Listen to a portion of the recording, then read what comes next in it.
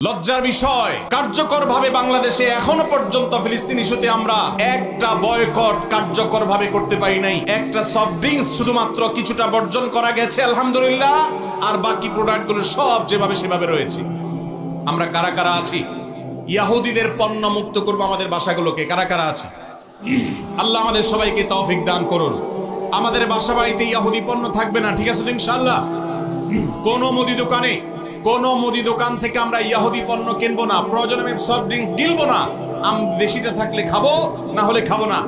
মনে রাখবেন, আপনি যদি ইহুদিদের পেস্ট না কিনেন, তাদের সাবান না কিনেন, তাদের প্রসাধনী না কিনেন, তাদের কোন প্রকার আইটেম আপনি না কিনে তার জায়গায় যদি একটা মুসলিম দেশের তৈরি করা, আপনার নিজের দেশের তৈরি করা কোনো জিনিস আপনি নেন, কোয়ালিটি যদি একটু খারাপ হয়, দাম যদি একটু বেশিও পড়ে, আপনার এই কিনার কারণে এই যে আপনি স্যাক্রিফাইস করলেন, একটু কম কোয়ালিটির জিনিস নিলেন, আবার দাম একটু বেশি দিলেন, এই স্যাক্রিফাইসটা কিয়ামতের ময়দানে ফিলিস্তিন ইস্যুতে আপনি আপনার ন্যূনতম দায়িত্বটা পালন করতে পেরেছেন, এই হিসাবে আল্লাহর কাছে হাজির হবে। এর সওয়াব আপনি আল্লাহর কাছে লাভ করবেন ইনশাআল্লাহ।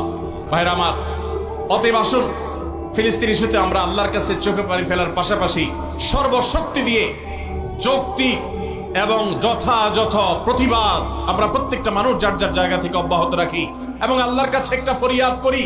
ও আরশ আজিমের মালিক, রোমের কলোসিয়ামের গ্যালারিতে বসে যেরকম তখনকার পশুরা মানুষের নির্মম ভাবে মৃত্যুবরণ করা দেখতো, দেখে তারা উৎসাহ করত, উদ্দীপনা করত, ফুর্তি করত, আজ ফিলিস্তিনের ছোট্ট একটা ভূখণ্ডের চারপাশে শত শত কোটি মানুষ মানবতার মুখোশ ধারণ করে আছে।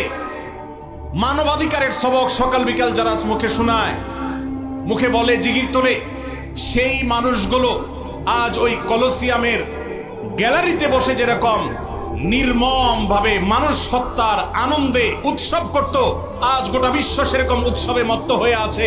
আল্লাহ এই জুলুমের শেষ পরিণতি আমাদেরকে দেখে যাওয়ার তৌফিক দিও। এই জীবদ্দশায় যেন আমরা এই জুলুমের শেষ দেখে যেতে পারি। আল্লাহ আমাদের সবাইকে সেই তৌফিক দান করুন। ভাইরা আমার, আমরা সবাই যার যার দায়িত্বটা পালন করবো তো ইনশাআল্লাহ। আল্লাহ আমাদেরকে সেই তৌফিক দান করুন।